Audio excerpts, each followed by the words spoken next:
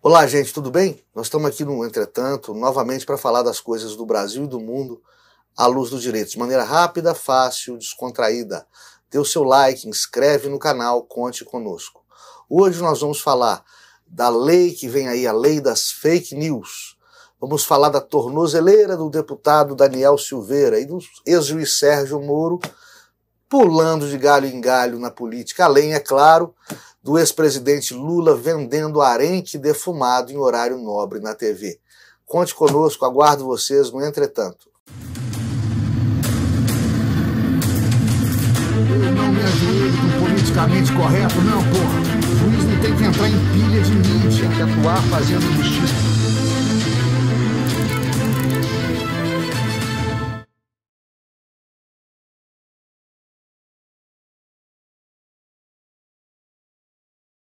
Gente, vou estar 26 de abril, às 19 horas, na Livraria da Vila, do Eldorado Shopping, da capital paulista, para lançar em terras paulistas o meu livro Simplifica Direito, Direito sem as partes chatas. Depois, no dia 27 de abril, às 19 horas, vou estar na Livraria Leitura, do BH Shopping, do meu amigo Vicente, também para o mesmo evento. Lançamento do livro Simplifica Direito, o direito sem as partes chatas, na Livraria Leitura do BH Shopping em Belo Horizonte, minha querida terra natal. Vamos lá me ver, vem lá me conhecer, quem não conhece ainda. Será um prazer, São Paulo e BH, contar com vocês. O ex-juiz, ex-ministro, ex-jurista, ex-palestrante, ex-herói, ex-tudo, Sérgio Moro, está pulando de galho em galho entre os partidos políticos, entre as candidaturas que se oferecem a ele. Nenhuma delas atrativa o bastante, porque pavão quer se pavonear, é ou não é? Ele ora está com o DEM, ora está com o Podemos, e andaram sugerindo a ele que, olha, esquece candidatura à presidência da República, você não alcançou até agora 2 dígitos de intenção de voto, não vai alcançar mais, vamos tentar uma carreira legislativa, uma candidatura legislativa. Mas Sérgio Moro não quer. Se não for a brincadeira que ele não quer, que ele quer, ele embirra, chora, chia e vai embora para casa resmungando, contar para a mamãe. Ele quer ser presidente da República, gente. Deixa ele tentar. Aí ele vai aprender que, infelizmente, o discurso jurídico, técnico, não é o mesmo discurso retórico, político, coisa que Aristóteles falava 400, 300 anos antes de Cristo, coisa que todos nós sabemos, coisa que o ex-tudo, Sérgio Moro, não sabe. A carreira dele no Legislativo seria muito mais fácil, ele recusou, né? Não seria de todo um mau deputado, um mau senador, um mau congressista, de maneira mais ampla, né? E como candidato ao Legislativo, ele evitaria rejeição, contaria com voto de legenda para elegê-lo, né? E por aí vai. É um outro mecanismo que evita, inclusive, o repúdio de quem ele detesta. Dilui a rejeição ao candidato Sérgio Moro. Mas ele, enfim, me contam há 10 anos, mesmo antes dele debandar da carreira do judiciário, da empáfia desse cidadão, né? Muito mais preocupado com a sua biografia, com a sua imagem, do que com a salvaguarda dos interesses da nação, com a segurança jurídica do Brasil. E é o que nós vimos na Lava Jato, estamos vendo agora nessa cruzada santa, pseudo-santa, do ex-tudo Sérgio Moro. O monitoramento eletrônico, assim previsto no Código de Processo Penal, é uma medida alternativa da prisão preventiva, assim como outras, né? Tem monitoramento eletrônico, tem distanciamento de vítimas, medidas protetivas de distanciamento de vítimas, existe o recolhimento domiciliar, dentre várias, suspensão de função pública, enfim. Existem várias medidas menos gravosas, menos graves, menos contundentes que a prisão, e que podem substituir a prisão quando a índole, o perfil do suspeito, do réu, né, que está sendo investigado ou processado, não apresentar perigo real e imediato, físico, para o processo, ou risco de fuga, ou de intimidar testemunha, ou de matar suspeitos, outros, ou de destruir provas, ou de fugir do país, enfim. Se não é nenhum desses casos, a lei permite substituir a prisão por medidas cautelares menos contundentes, dentre elas o monitoramento eletrônico, que se dá através de tornozeleira eletrônica dos grandes centros, praças e comarcas desse Brasilzão de meu Deus. Bom, meteram tornozeleira eletrônica no Daniel Silveira, né? O ministro Alex de Moraes, o Supremo Alex de Moraes, mandou entornozeleirar. Então, um neologismo que criaram, entornozeleirar o Daniel Silveira. Ele falou, não coloco, e eis que surpreende-se o mundo jurídico com a decisão do Supremo Alexandre de Moraes de impor a ele a tornozeleira eletrônica sob pena de multa diária, confisco de bens, bloqueio de conta, sequestro de valores, etc. Jurista nenhum que se preze entendeu isso. Não é cabível no mundo jurídico essa espécie de conversão da medida cautelar para outra medida cautelar, também diversa da prisão. Até porque a tornozeleira, por ser uma alternativa à prisão, é um direito do réu, é um direito do suspeito, é um direito do flagranteado, né, do indiciado. Daniel Silveira foi beneficiado com a tornozeleira. Ele, primeiro, não teria por que recusá-la. Já que a recusou, o caminho correto é retornar, repristinar, retroceder ao status anterior. Prendê-lo novamente. O ministro Alexandre de Moraes confunde processo penal com processo civil, quer impor multa diária para ele, ao Daniel Silveira, por não usufruir de um benefício legal que lhe é facultativo, ou seja, ninguém pode ser obrigado a desfrutar de nada que lhe seja facultativo, ministro Alexandre. E o senhor confunde processo penal com civil ao impor multa diária, bloqueio de bens e valores, etc, etc. Não tem nada disso no processo penal. Parece que o senhor se esqueceu da época em que era um dos maiores juristas do país, constitucionalista de nomeada, constitucionalista de cabedal. O que o jurista Alexandre de Moraes escrevia, o juiz Alexandre de Moraes não faz. É bastante estranho isso. Me parece, ministro Alexandre, que cioso e receoso da repercussão de uma nova prisão do Daniel Silveira, o senhor optou aí por medida civil paliativa, para compelir o deputado a finalmente colocar a tornozeleira, que seria para ele um benefício e não uma punição ou um castigo. É isso que a gente começa a entender disso, que significa que o senhor não é tão inflexível assim, né? Muito embora se flexibilize pelos motivos errados, ministro. Não é a opinião pública que o senhor tem que preocupar, não. É com a Constituição Federal e os princípios, direitos e garantias fundamentais à Constituição inerentes. A lei das fake news ainda está em discussão. É um projeto de lei do deputado Orlando Silva, é o projeto de lei 2630. Finalmente, quem tem que legislar está legislando. Inclusive para dizer o que são fake news, né? Porque até então o STF estava legislando, entre aspas, usurpando uma competência que é exclusiva do Poder Legislativo. O STF estava atuando na lacuna da lei, onde não há lei a respeito. Isso pode até acontecer, mas não em matéria penal. Em matéria penal, vigora o princípio da reserva legal. Qualquer quintoanista de direito, não precisa de advogado formado, não. Qualquer quintoanista de direito te explica isso. Precisa da reserva legal. Para ser lei tem que ter uma lei anterior. Para ser crime tem que ter uma lei anterior que diga que aquela conduta é criminosa. Para ser crime tem que ter uma lei anterior dizendo que a conduta é criminosa. Não adianta o STF falar que é crime. Não adianta o STF punir com base em movimentos sociais, em burburinho da imprensa, em meme de internet. Tem que ter lei. Não é barulho anterior, não. E, enfim, as fake news estão sendo tratadas, elas são berço de inquérito policial sobre crime que não existe. Tardiamente agora, o Legislativo vai votar um projeto de lei do deputado Orlando Silva, que mesmo assim, quando apurada for, não tem efeito retroativo para pegar condutas que tenham sido realizadas, praticadas anteriormente à data de vigência da lei. É uma lei também que surge porque o Marco Civil da Internet não resolve essas pendengas.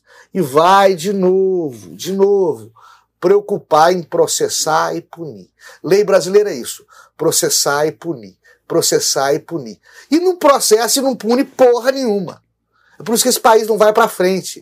Porque é uma legislação que já nasce cheirando a pizza, né? Pra vocês terem uma ideia, só se pune, na lei das fake news, só se pune atentado ao Estado, com propagação de ódio, e atentado, ameaça à segurança das eleições. Todas as outras condutas para divulgação estão liberadas, né? Mas se você falar mal, se você incitar ódio, o que é muito vago, mas vá lá, ódio é ódio, ou se você ameaçar o sistema eleitoral, você vai estar praticando fake news, notícia falsa, ainda que seja só a sua opinião, não seja notícia, e notícia é fato, e fato é pedaço de história, e nada disso é opinião. Opinião é a leitura do fato, feita pelo intérprete, né? Mas, enfim, se ameaçar o processo eleitoral é fake news, é proibido. Tira o perfil do ar, tira o site do ar, tira o usuário do ar, das redes sociais, né? E temos que perguntar se criticar o processo eleitoral é igual a ameaçar o processo eleitoral. Parece uma pergunta estúpida, mas nesse Brasil atual tem que fazer essa pergunta estúpida, porque as interpretações, principalmente dos togados lá de cima, são das mais estapafúrdias possíveis à luz do direito. Né? Também, além desse subjetivismo, o que a gente observa é um monte de meandros e escapatórias para o verdadeiro infrator. Por exemplo, se for em site governamental, perfil de político enquanto agente governamental, ou seja, perfil de político no poder, em páginas, seja LinkedIn, Twitter, Tostoski, seja o que for, em página em que o político divulga também atos de governança, essa página, esse perfil, não pode sair do ar. Ou seja, basta o cara falar besteira no meio dos atos de governança dele, que está tudo liberado. E você pode contestar o bloqueio do seu perfil. Se contestar o bloqueio do seu perfil, o efeito é suspensivo e o perfil não sai do ar até ser julgada a contestação administrativamente. Mais papel para abrir processo inutilmente. É por isso que esse Brasil é uma pândega, é uma piada. Esse Brasil não é um país sério, como dizia o ex-presidente francês Charles de Gaulle. Ok? Não adianta legislar com ênfase em castigo, em culpa e em punição. O legislador brasileiro peca nisso, porque assim o fazendo, ele não organiza a sociedade. Ele cria instrumentos para coibir más condutas que, na verdade, nada coíbem, porque nós temos um aparato jurídico repressor formado pelas polícias, Ministério Público, Poder Judiciário, que tem uma histórica tendência à leniência, a passar a mão na cabeça e aplicar com mais brandura ainda a lei penal que já é branda. Então não adianta o legislador tentar punir, processar, condenar, prender, arrebentar. Precisa de leis que imponham condutas que sejam ações positivas para evitar o problema.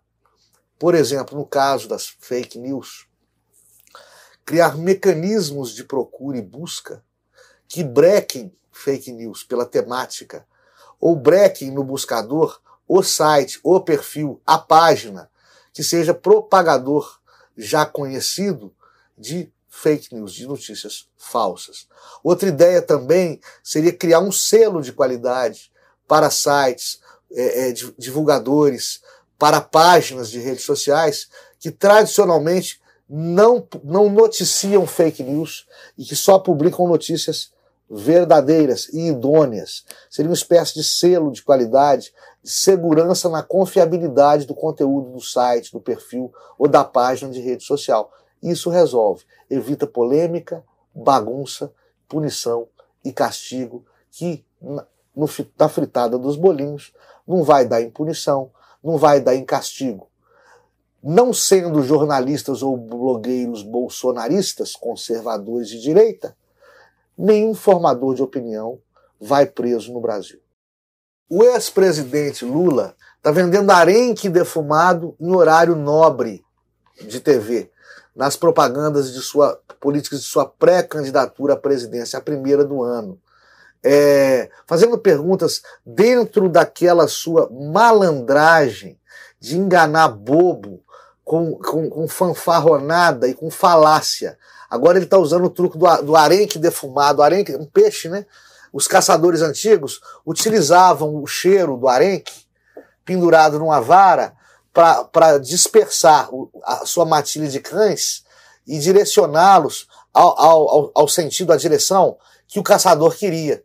Ele colocava o peixe cheirando ou fedendo, como queira, para atrair a matilha de cães através do líder da matilha, para chegar ao ponto exato em que o caçador queria que os seus cães farejadores chegassem. É o que o Lula está tentando fazer com trouxas, com eleitores metidos a sabidinhos ou sabidinhas de Zona Sul, né? Intelectuais de botequim, intelectuais inorgânicos que acham que sabem, mas na verdade são leitores de índice de livro, de orelha de livro. Nunca abriram um texto sério e profundo, um conhecimento mais erudito, que não possuem, que, portanto, não tem cabedal intelectual para escapar dessas artimanhas da retórica que o Lula usa muito bem, né?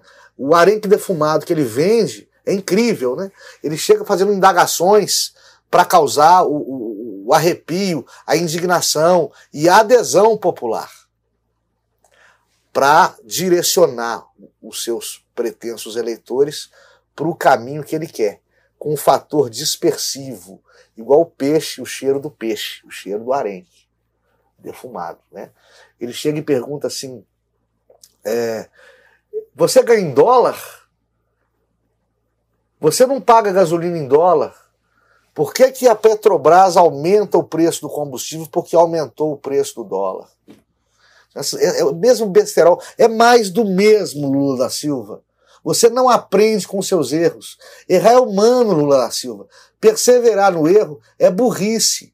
Pelo amor de Deus. E você está usando a burrice para iludir trouxa. O preço da gasolina é estribado no dólar, é fundado no dólar, jovem Lula da Silva, né? Imaturo, inexperiente ex-presidente Lula, é estribado no dólar porque o mercado é internacional. A variação dos preços do barril do petróleo lá fora, em dólar, influencia o preço cá dentro. Por quê? Porque o Brasil exporta petróleo. O Brasil exporta combustível. Não é só autossuficiente, não. Ele exporta, sobra, ele exporta. Mas o valor do produto exportado tem que ser o mesmo do valor do produto aqui. Porque esse subsídio vai dar problema fiscal, como aconteceu com a Venezuela. E o aumento do dólar diminui o poder aquisitivo do salário e aumenta a carestia, porque todo produto aqui dentro, produzido aqui dentro, que tenha insumos importados, é alterado o seu valor de custo pelo valor da oscilação cambial. Ou seja, Lula da Silva, a diferença entre o dólar e o real. Te expliquei, ex-presidente Lula. Então você aprendeu. Então para de falar porcaria, meu filho. Os seus trouxas, graças a Deus, estão rareando cada vez mais. Fiquem todos com Deus. Dê o seu like, clique na sinetinha e inscreva-se no canal.